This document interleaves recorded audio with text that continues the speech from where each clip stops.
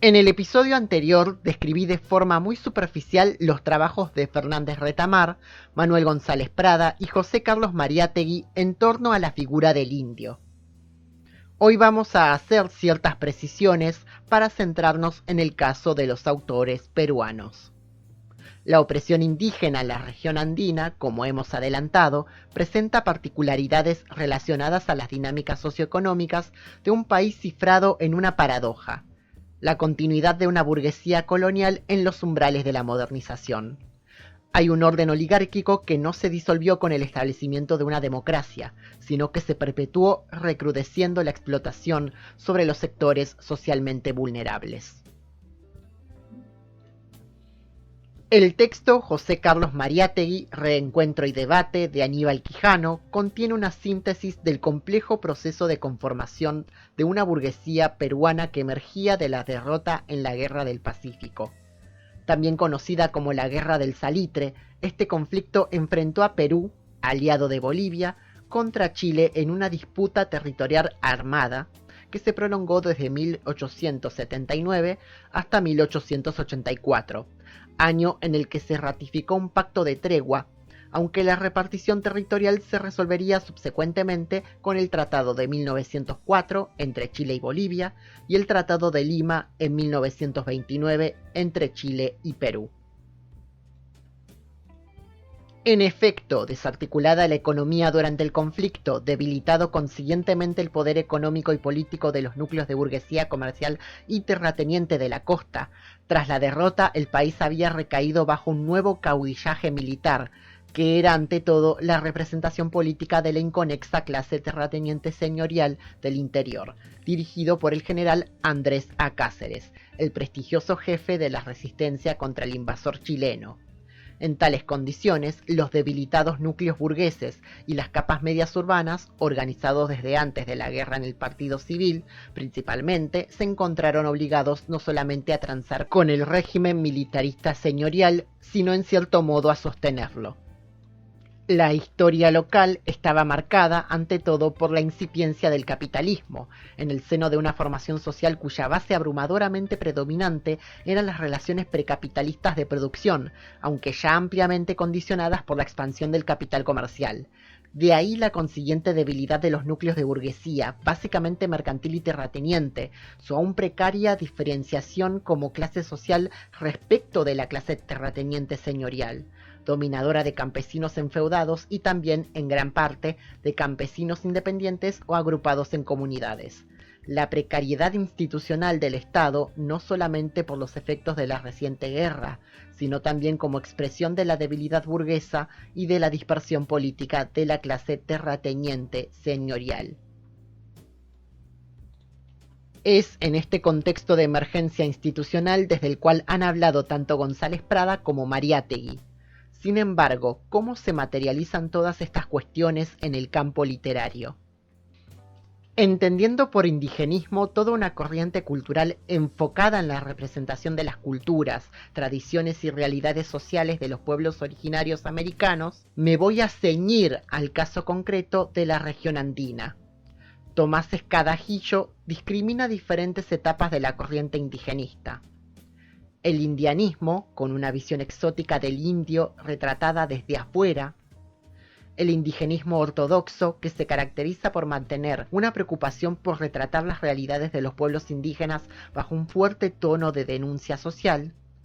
Y el neoindigenismo, que articula una intensificación del lirismo y de recursos técnicos narrativos con la ampliación del tratamiento de la cuestión indígena y una aproximación más consciente hacia las cosmovisiones de los pueblos originarios. Las corrientes del indigenismo se caracterizan por la proximidad del contenido de las obras hacia la figura y culturas indígenas, más que por el lugar de enunciación o la identidad étnica de la figura del autor, por lo que no podemos hablar de literatura indígena. A continuación, remito 3 ejemplos concretos de cómo aparece el indio en la literatura peruana. En cierta literatura, la figura del indígena aparece asociada a la barbarie, lo primitivo y lo salvaje, incluso cuando no sea una figura que ejerce violencia, sino que la padece. Tal pareciera ser el caso de García Calderón con La venganza del cóndor, cuento que aparece en el libro homónimo de 1924. Nunca he sabido despertar a un indio a puntapiés. Quiso enseñarme este arte triste en un puerto del Perú, el capitán González, que tenía tan lindo látigo con puño de oro y un geme de plomo por contera. El indio dormía vestido a la intemperie con la cabeza sobre una vieja silla de montar. Al primer contacto del pie, se irguió en vilo, desperezándose. Nunca he sabido si nos miran bajo el castigo, con ira o con acatamiento. Si bien se explicita que el indio es objeto de violencia, el cuento no propicia un estado de igualdad entre el narrador occidental y el indígena andino, sino que acentúa la alteridad. El otro es incomprensible, vulnerable y ajeno. El narrador establece así una asimetría entre el indio inofensivo, que tendrá de algún modo su venganza contra el capitán González. La escritura del autor obedecía más a las influencias del modernismo, más que a un proyecto de representación de identidades indígenas, cuestión que sería fuertemente criticada por algunos lectores, entre ellos Antonio Cornejo Polar. Evidentemente, Ventura García Calderón pone en acción, para dar razón del mundo indígena, una ideología oligárquica que explícitamente asume como tradición legítima la de los conquistadores y recubre la violencia e injusticia del hecho histórico con los atributos de una hechiza y fraudulenta leyenda heroica, bárbara pero magnífica, que permite convalidar cualquier atropello al pueblo indígena, desde siempre vencido y servil.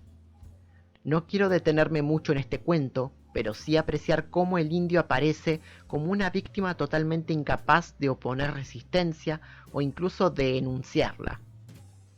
La representación de lo indígena en El hombre de la bandera de Enrique López Albújar parece ser mucho más benévola. El relato se ambienta en el contexto de la guerra entre Chile y Perú, tras el saqueo del pueblo de Huánuco a manos de las tropas invasoras. Entonces Aparicio Pomares, indígena protagonista de esta historia, habla a su comunidad y la exhorta a pelear por la nación, aunque sea el mismo país que usurpa sus propiedades y oprime a sus miembros. Es llamativo que el relato no niega las desigualdades preexistentes entre los indígenas y los mistis peruanos, por lo que una parte importante de la trama consiste en Aparicio persuadiendo a los suyos de luchar por la nación. El que daña a uno de nuestra comunidad daña a todos. Así es. ¿Y el Perú no es una comunidad?, gritó Pomares. ¿Qué cosa creen ustedes que es Perú? Perú es muy grande. Las tierras que están al otro lado de la cordillera son Perú. Las que caen a este lado también Perú. Y Perú también es Pachas, Ovas, Chupán, Chavinillo, Margos, Chaulán, Ipanao, Illata, Iambo y Huánuco. ¿Quieren más? ¿Por qué, pues, vamos a permitir que mistis chilenos, que son los peores hombres de la tierra, que son de otra parte, vengan y se lleven mañana lo nuestro? ¿Acaso les tendrán ustedes miedo? Que se levante el que le tenga miedo al chileno. El indio como símbolo nacional se impuso casi como imperativo estético en ciertas corrientes artísticas sudamericanas.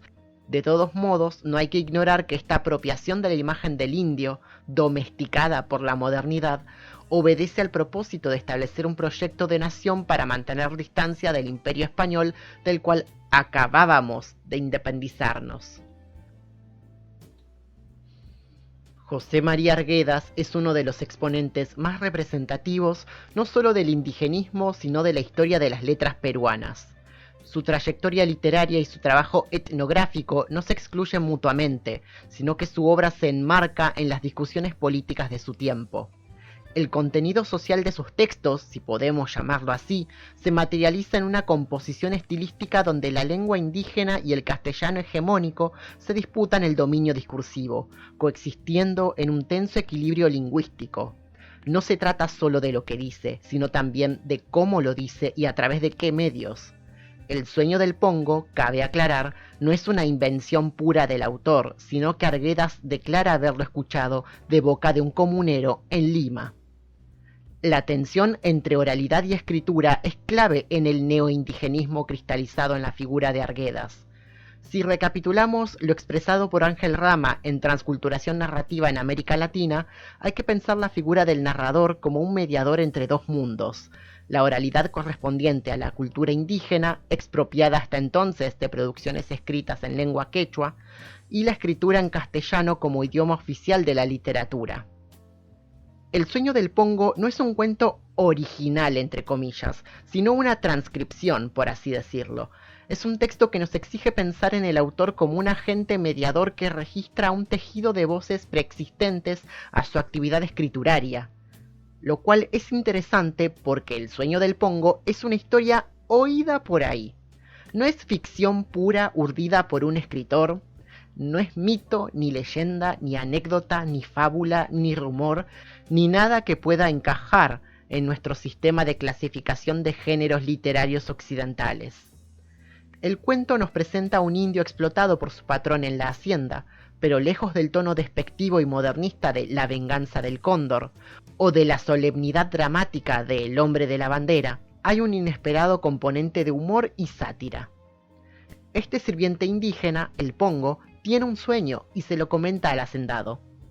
El argumento es sencillo y desde afuera no es muy diferente a un relato indigenista como los que hemos visto antes, pero tiene detalles diferenciales. Por ejemplo, el hecho de que el clímax del relato se basa en que el hombre blanco escucha la voz indígena con interés. El uso de elementos de la religión cristiana en la ensoñación del Pongo, del cual uno podría esperar que refiera elementos de la cultura andina para oponer resistencia al dominador.